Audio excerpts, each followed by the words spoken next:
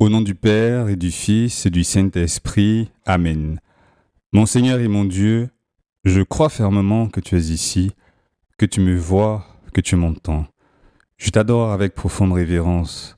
Je te demande le pardon de mes péchés et la grâce de faire avec profit ce moment de prière. Ma Mère Immaculée, Saint Joseph, mon Père et Seigneur, mon ange gardien, intercédez pour moi. Abemus papam, c'est fait. Quelle émotion. Enfin, hier, peu après 16 heures, j'ai reçu un appel de mon père pour m'annoncer cette incroyable nouvelle. Non, Fumata Bianca, non, fumée blanche, fumée blanche. La cheminée la plus célèbre du monde a enfin craché la fumée de la couleur qu'il fallait. Ensuite, pardon, désolé pour la voix. Ensuite, ça a été la ruée vers la télé pour assister au très attendu Abemus Papam. Et bien sûr, les pronostics ont atteint le paroxysme. Non, mais c'est Paroline, non, c'est Zoupi, non, c'est Sarah. Ensuite, comment il va s'appeler Grégoire pour les uns, enfin, non, enfin, Jean 24. Non, plutôt Benoît 17 non, enfin plutôt Paul VI, etc., etc. Les images de la place Saint-Pierre étaient aussi exceptionnelles, avec la douceur du soleil remet à son crépuscule. Quelle merveille, non? Des drapeaux de nombreux pays, des milliers de journalistes, des sourires, des cris, partout, de la ferveur, de l'enthousiasme, de la joie, chez les jeunes, les enfants, les familles, même les bébés, les prêtres, les bonnes sœurs et les cardinaux aussi les plus âgés, enfin, qui étaient là et qui attendaient, comme tout le monde, ce Habemus Papam. Et puis, tu connais bien la suite, forcément, l'apparition du cardinal Momberti et la foule en liesse, non? Je vous annonce une grande joie. Merci Seigneur pour nous avoir donné cette grande joie en ce 8 mai. Merci d'avoir écouté nos prières. Merci de nous avoir donné un nouveau pape. Merci de nous avoir donné cette journée inoubliable. Et ensuite, le nom. Cardinal Robert François Cardinal Prévost, hein, qui a pris le nom de Léon XIV. Quelle surprise. Et alors, voilà, plus de cris, encore des larmes, des embrassades, des accolades. C'était extraordinaire. Et après l'apparition du Saint-Père, encore plus de cris, de larmes, d'embrassades, des cris de joie. C'était super. Laisse-toi imprégner de l'émotion que tu as ressentie hier et rends grâce pour tout ce que tu as vécu hier après-midi et que cette émotion renouvelée t'aide à dire merci Seigneur, merci pour cette merveille. L'Église est belle, l'Église est vivante, l'Église est jeune, l'Église est sérieuse, l'Église est solide. Merci Seigneur pour cet amour de l'Église et du pape que tu as mis dans mon cœur et que bon, j'ai redécouvert spécialement hier. Merci de cette affection pour le pape que tu as mis dans mon cœur. Jésus, que mon amour pour le pape ne soit pas seulement le fait d'une soirée émouvante, qu'il soit effectif.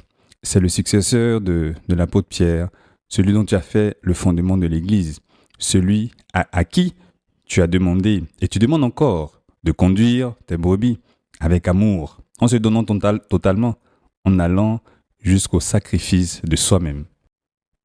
On raconte l'anecdote suivante dans une biographie du bienheureux Álvaro del Portillo, évêque prélat de Le Puisaye, béatifié en 2014. Lorsqu'il avait 29 ans, en 1943, cet ingénieur des ponts et chaussées a fait un voyage à Rome et au Vatican, il a fait la connaissance de Monseigneur Giovanni Battista Montini, qui y travaillait alors. Ce dernier avait 46 ans. En 1946, l'ingénieur, devenu en temps prêtre, s'est installé à Rome, ce qui a renforcé son amitié avec Monseigneur Montini. En 1963, le cardinal Montini est devenu le pape. Il a pris le nom de Paul VI. Un an après l'élection de Paul VI, l'abbé Del Portillo a eu l'occasion de rencontrer le pape. En le voyant, Saint Paul VI s'est rappelé leur première rencontre et il lui a dit « Je suis devenu vieux, sono diventato vecchio ». Et l'abbé Del Portillo a tout de suite donné une réponse qui a ému le pape. « Sainteté, vous êtes devenu Pierre. Santità è diventato Pietro ». Ce qui est arrivé au pape Saint Paul VI est arrivé à tous les papes depuis le premier siècle de l'ère chrétienne. Et c'est aussi ce qui est arrivé hier, ce 8 mai 2025, à l'ex-cardinal Prévost. En acceptant son élection, il a changé du tout au tout. Il a changé de vie. Il a changé de ville, de pays. Il a changé de chambre. Il change de couleur de soutane. Il change même de nom. Il devient Pierre. Pardon, il est devenu Pierre, le 267e Pierre. Avec les qualités de Pierre, bien sûr, avec ses défauts aussi. Les évangiles nous ont laissé le souvenir des premières, sans toutefois nous cacher les secondes. Merci Seigneur pour cette transformation que ton Saint-Esprit réalise sous nos yeux. Merci pour le pape que tu nous envoies et dont les premières paroles ont été les paroles du ressuscité. La paix soit avec vous. Toi qui fais ce moment de prière avec moi, tu m'excuses. J'ignore si tu as un petit frère ou une petite sœur. Tu te rappelles peut-être le jour où on t'annonçait son arrivée. Tu as commencé à l'aimer déjà. Tu ignorais si ce serait une fille ou un garçon, s'il t'obéirait ou pas. Mais bon, tu t'es mis à l'aimer déjà. Eh bien, celui qui nous a bénis hier, depuis ce fameux balcon de la loggia des bénédictions de la basilique Saint-Pierre, nous l'aimons déjà. Tu l'aimes déjà. Oui, même si je ne le connais pas encore vraiment, je l'aime déjà. Même si ce n'est peut-être pas mon candidat favori, je l'aime déjà.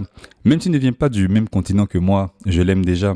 Je l'aime déjà, même si la presse le traite de progressiste ou de conservateur. Des mots d'ailleurs dont j'ignore franchement le sens, et je constate que je suis loin d'être le seul. Et bien, je l'aime parce que c'est Pierre, parce que c'est le vice-Christ, parce que c'est le doux Christ sur la terre, comme le disait si bien Sainte Catherine de Sienne. Parce que c'est le pasteur que le Saint-Esprit a envoyé à son Église aujourd'hui. Merci Jésus pour ce nouveau Pierre que tu nous envoies. C'est le bon pape que tu nous envoies. Jésus, j'aimerais que tu m'aides à lui être très uni. J'aimerais consacrer de mon temps à lire ou écouter ses enseignements. J'aimerais lui apporter l'aide de mon humble prière. On raconte que un évêque africain a eu l'occasion de rencontrer le pape Pie XII. C'était en 1950, dans les années 1950. Et alors, cet évêque a demandé au pape, Sainteté, est-ce que vous dormez bien la nuit? Pie XII a répondu, oui, je dors bien. Mais pourquoi me posez-vous cette question? Et l'évêque lui dit, voyez-vous, Saint-Père, quand j'étais petit, nous avions à la maison une personne qui s'occupait de nous. Et elle nous faisait prier un Je vous salue Marie chaque soir, pour que le pape de Rome puisse dormir tranquille, malgré ses nombreuses préoccupations. Depuis lors, j'ai toujours fait cette prière, et pour tout dire, j'étais un peu curieux de savoir si cela portait ses fruits. Eh bien, c'est très beau. Ne néglige pas la puissance d'un Je vous salue Marie récité avec foi.